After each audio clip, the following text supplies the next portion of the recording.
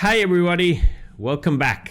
I'm Charlie, I'm the book review guy, and this time we will be talking about one amazing book. In fact, it's one of my all-time favorites. It's called Humble Inquiry, The Gentle Art of Asking Instead of Telling, written by Edgar Schein and his son Peter A. Schein. This is the second edition from the first edition that was only written by Edgar Schein and I also loved. But this second edition, I gotta tell you, it's really amazing.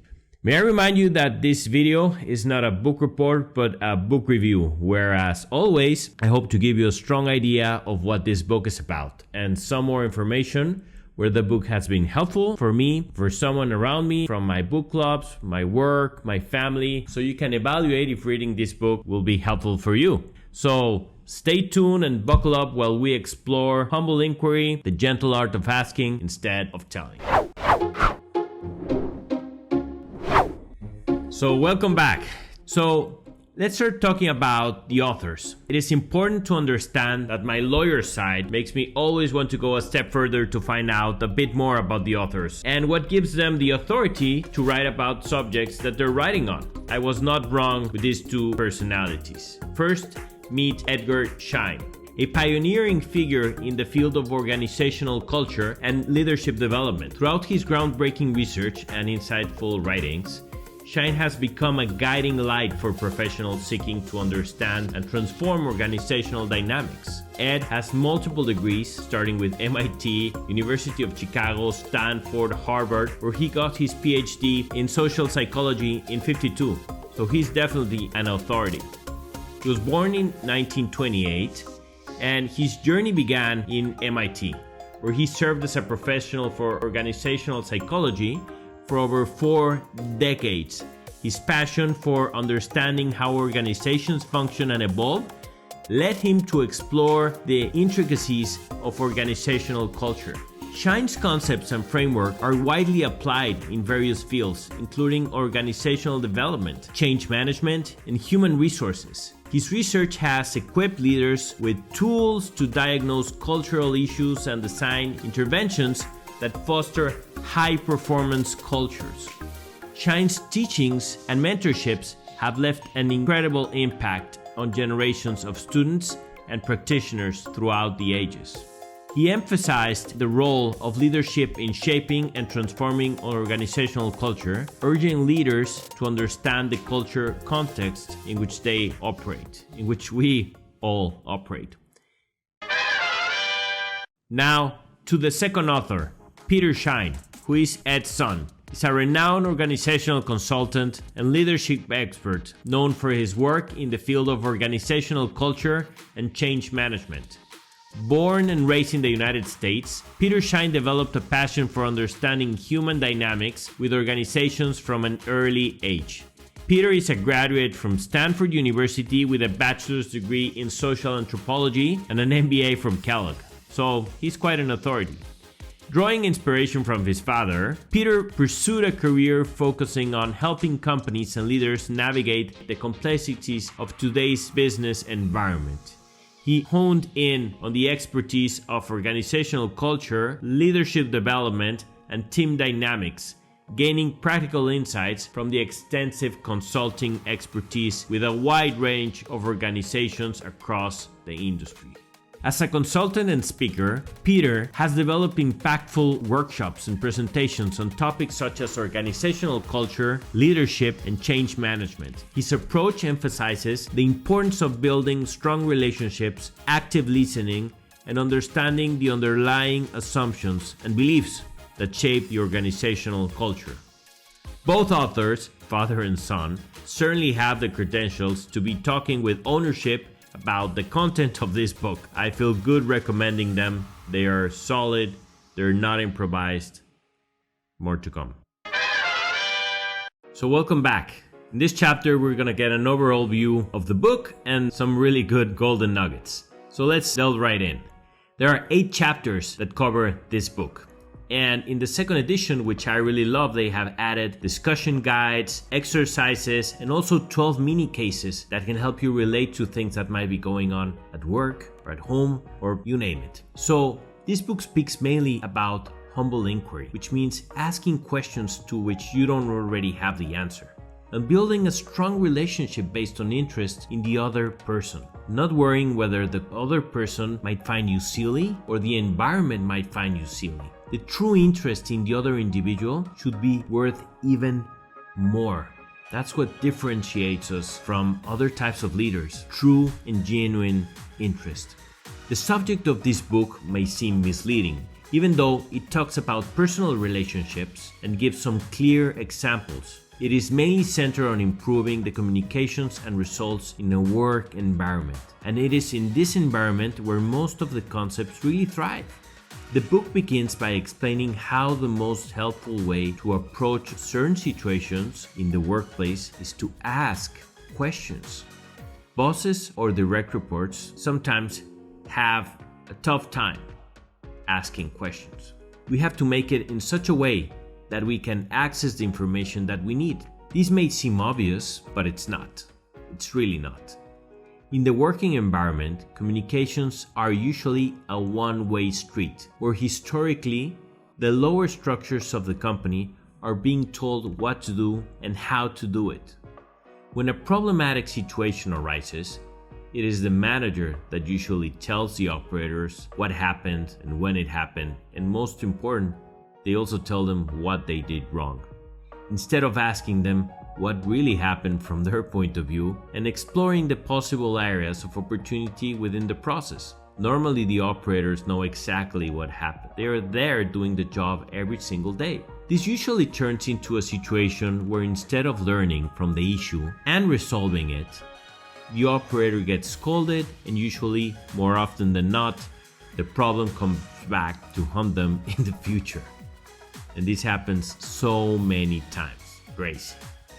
Western culture and older generations tend to focus more on telling instead of asking. And in most cases, because they don't know any better. That's how they were taught. It is also a reality that if you tell instead of ask, you can offend or demean other people.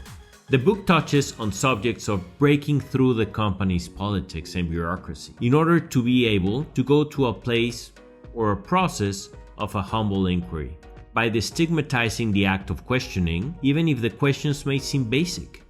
Answering the questions may bring a fuller understanding of the problem and the possible solutions. As hard as it may seem, changing the organizational culture to accommodate a humble inquiry process comes with several benefits, deriving in a more collaborative environment and a better interpersonal relationship at work. Asking builds better relationships because you put others' needs before your own.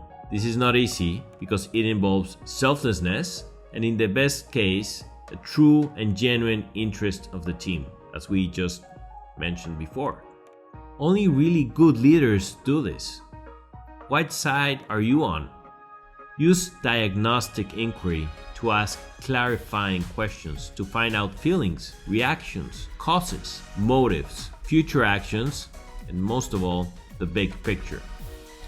Confrontational inquiry means telling people what to do or giving advice while phrasing it as a question. How many times have we done that? Perhaps not even knowing that it was a sort of humble inquiry. Process-oriented inquiry focuses on inquiry itself. Problems arise when boundaries change, such as when task-oriented relationships become personal. This happens a lot, don't you think? At work? Barriers to a humble inquiry may include status, rank, role, and internal psychological makeup, among others. I mean, let's face it, this happens.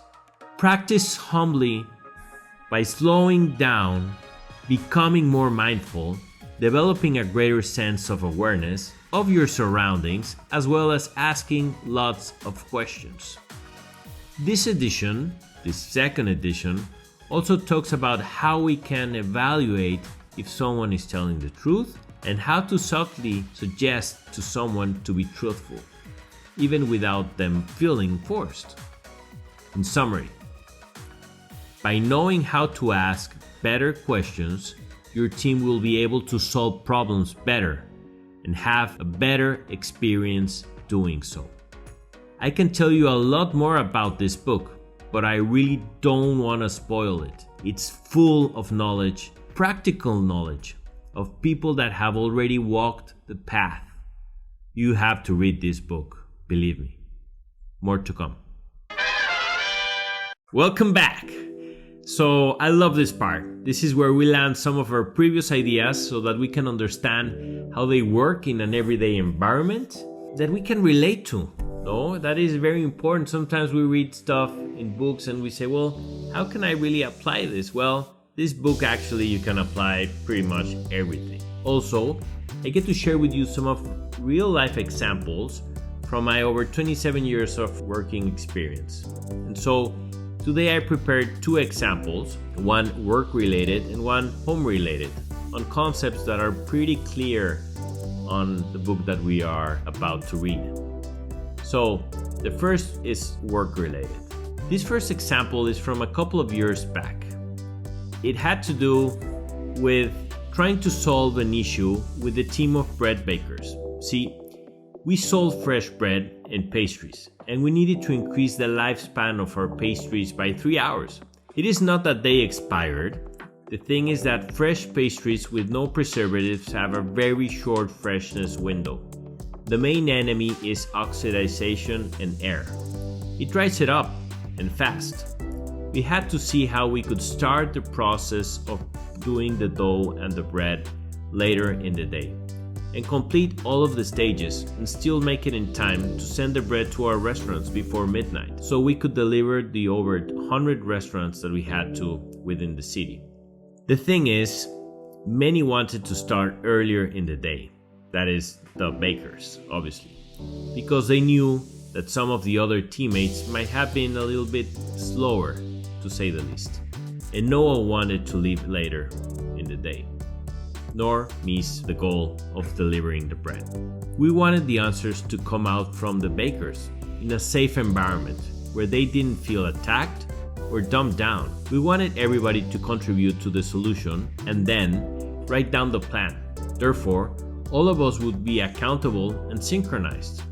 So what we did was bring in the head of quality, and through a Kaizen process, which is based on continuous improvement, we created an environment of inclusion where we started asking all of them how would they make the process better in order to reduce the waste at the restaurants because the pastries were going bad too soon. This is something all of them could relate to, and rather than stating that the problem was due to their operation, I shifted the problem towards how we could have a longer shelf life for our clients to enjoy our delicious, hard-worked pastries and bread at the restaurants.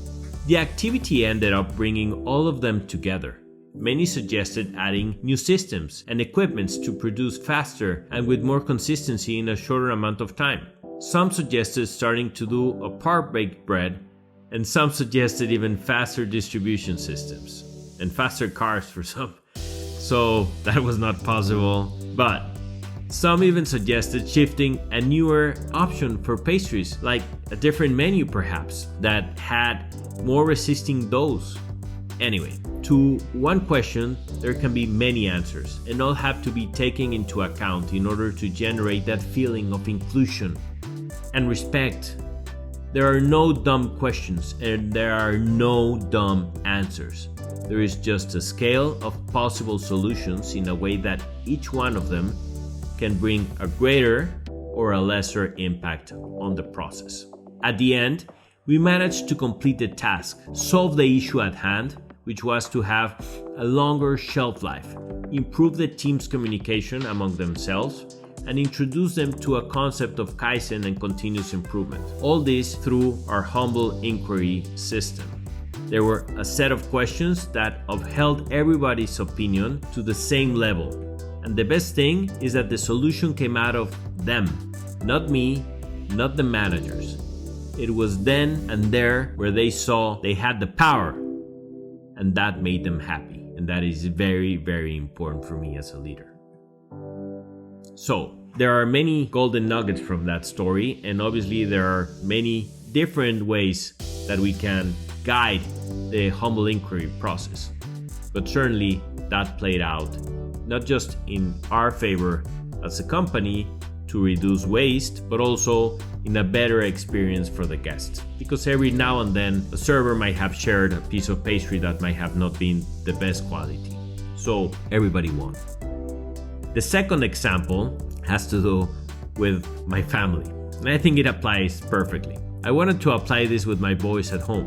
The truth is that before I read the book, I was not aware that I was more of a tell kind of person. I knew I liked giving orders, I just was not aware of the result of the different process. I'm sure this created an unpleasant situation with them in the past, I won't lie, but I now know better. That's the thing. When you are aware and you know, you know. Anyway, with my older son, I used to tell him a lot how to ride his bike because I'm a cyclist at heart and in the real life. All the time I was telling him, do this, don't do that, right here, right there, you will fall, sit up straight. Now that I think of it, I was nagging and nagging. Sorry, Charlie. Sorry. The result, well, he doesn't like riding with me anymore, and I'm pretty sure he hates cycling.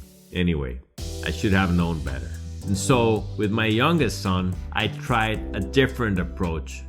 With my youngest son, I had already read the book, and I formulated a set of questions where I knew many of the answers. And I was guiding him through the process. I know that I didn't know all the answers. I knew perhaps some of them, because you obviously know that if you ride in a certain way you will fall, but it was more of a guided process because one of the base principles of humble inquiry is that you don't necessarily know the answers. It's actually the other person telling you the truth. But I wanted him to answer them so he could go through the formulation process in his head and learn from them. Even if he was wrong, there was no harm. Eventually, what he didn't know, he would learn in the present or in the future.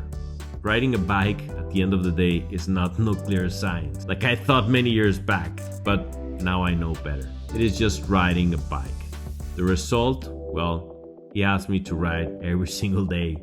Through a humble inquiry process, I was able to reach my goal and have my son learn cycling lessons while remaining engaged in the sport. We managed to preserve our magnetic friendship, and he's solving the world through his eyes, at his own pace, and I just guide him with my set of questions, and I'm so happy by doing so. Obviously, by applying humble inquiry, I'm able to have less friction in my interpersonal relationships with my family members, and I now apply this all the time. More to come. Hey, welcome back to the reflection section. There's some amazing golden nuggets in this book. The first one, and this one is one that didn't come on the first edition, which I love too, is that this one includes a discussion guide, exercises, and 12 mini case studies. These are very, very helpful because it helps us meditate and relate to situations we might have lived in the past or are living currently in the present. It helps us understand how we could have handled them better. And it also prepares us what we could possibly see in the future. This is one of those books that withstands the passage of time because it is based on primal human behavior. It doesn't have an expiration date. Human beings like to tell. We like to give orders. It is in our DNA. And historically, the more you grow, the more you tell, the more you want to order, the more you want to guide. This book will instill in you, if you're open to it, to become a better leader, a better parent, a better friend, and overall, a better human being. Through this whole process, by being empathetic with everybody around you.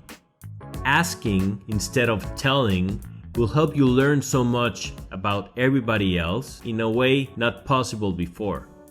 Telling actually limits us to what we know.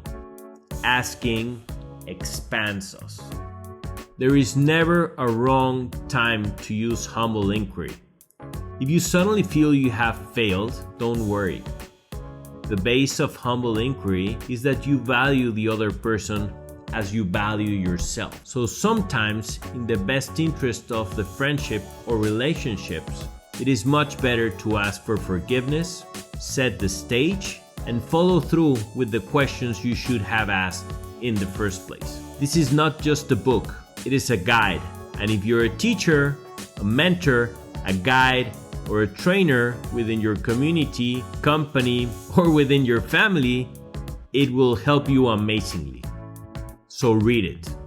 And remember, for me, I will never recommend a book unless it makes you stronger, it makes you happier, or it makes you better.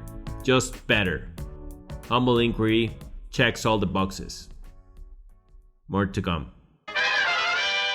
So, my overall feelings for this book are: first, reading this book creates a bigger sense of awareness of how our words can have a profound impact when structured accordingly and correctly. The second, I believe you develop a higher sense of empowerment because now I know you and me can apply this knowledge. So knowledge is power.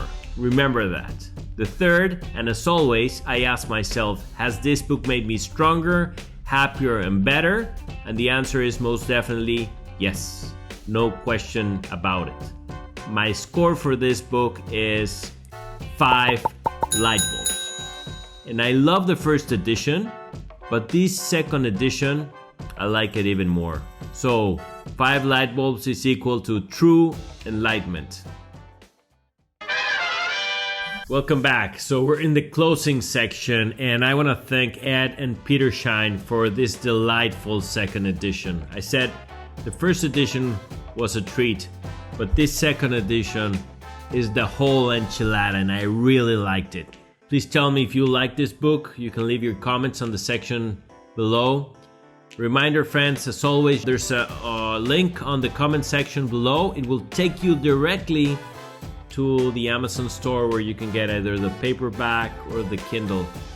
It is very important that you, first of all, read, because reading expands your mind, but this book will change your life, definitely.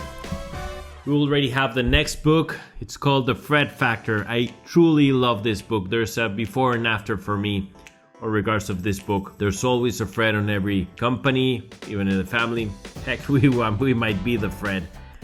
In addition to that, if you have any questions, you can write them on the section below. Please like and subscribe. If you're so kind, this helps me continue with this amazing project. And as always, be kind to each other. We humans need to be more kind to each other. There's definitely not enough in the world. Thank you very much, and until next time.